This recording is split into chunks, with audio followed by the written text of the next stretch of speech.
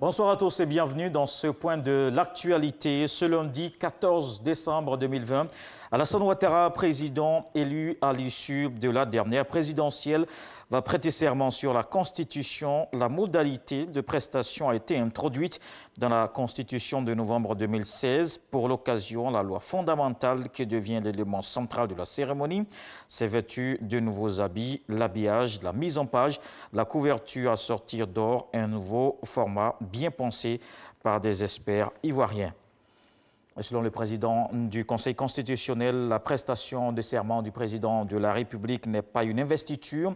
Elle est une audience publique devant les juges. Alassane Ouattara prend ainsi l'engagement face à la nation de servir le peuple qu'il a élu dans le respect de ses nouvelles attributions.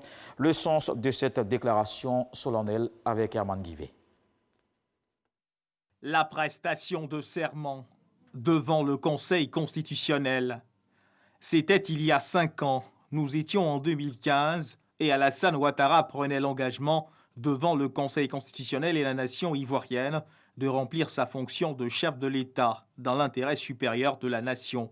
Je jure solennellement et sur l'honneur de respecter et de défendre fidèlement la Constitution, de protéger les droits et libertés des citoyens, de remplir consciencieusement les devoirs de ma charge dans l'intérêt supérieur de la nation. Bien plus que des mots, la force d'un engagement manifeste pour tout candidat qui sort victorieux de l'élection présidentielle et qui a désormais la lourde charge de conduire les destinées de la nation, protéger les droits et libertés des citoyens, remplir consciencieusement les devoirs à sa charge avec une phrase qui boucle la boucle. Que le peuple me retire sa confiance et que je subisse la rigueur des lois si je trahis mon serment. Une forme d'épée de Damoclès qui pèse sur ce serment, comme pour rappeler aux nouveaux pensionnaires du palais présidentiel que les responsabilités liées à l'exercice de sa fonction ne seront pas sans conséquences s'il venait à faillir. La prestation de serment, définie comme une promesse avant l'accomplissement d'un acte, marque l'engagement de celui qui s'y prête à se dépouiller de ses propres intérêts pour se mettre au service de ceux qui ont porté en lui leur confiance. L'incontournable exercice, régi par la disposition de l'article 39 de la Constitution ivoirienne, est l'un des saints sacrements de la République qui consacre la légitimité du nouveau chef de l'État. Dans l'actualité également, ce samedi 12 décembre, il s'est tenu au plateau la célébration officielle de la Journée nationale des aides-soignants. Le ministère de la Santé salue le travail accompli par ces acteurs du système sanitaire, surtout en cette période de crise sanitaire marquée par la Covid-19.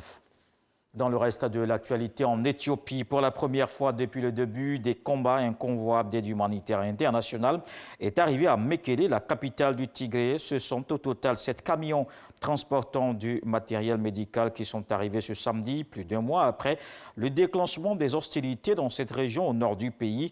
Ces secours sont destinés à l'hôpital et à la pharmacie de la Croix-Rouge éthiopienne de la ville.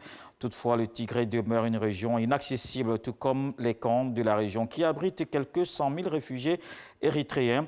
Une situation qui inquiète les organisations internationales, d'autant plus que les autorités d'Addis Abeba ont décidé hier vendredi de renvoyer au Tigré les réfugiés qui avaient réussi à fuir les combats.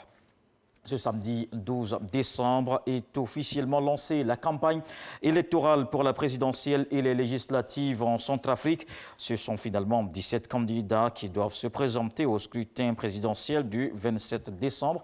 Bangui, la capitale, c'est l'effervescence. Cette première journée de campagne se déroule pour beaucoup sur le terrain. Des cortèges de motos, taxis et de véhicules, des affiches et banderoles accrochées. Il y a aussi des distributions de t-shirts aux couleurs des candidats dans les quartiers.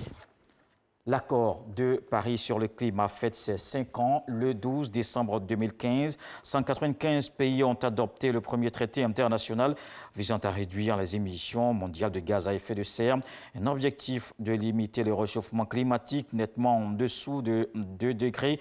Les signataires doivent soumettre d'ici à fin 2020 une révision de leurs engagements, mais seulement une vingtaine de pays représentant moins de 5% des émissions mondiales l'ont déjà fait. Un sommet virtuel organisé destiné à relancer les efforts en matière de climat. Ouvrant la rencontre, le secrétaire général de l'ONU a appelé le monde à déclarer l'état d'urgence climatique. Nous ne sommes toujours pas sur la bonne voie, a déclaré Antonio Guterres. Et puis à suivre, à 20h, une invitée dans la page culture, une grande figure de l'art africain, Wale King, l'éternelle reine, 50 ans de peinture et de poésie.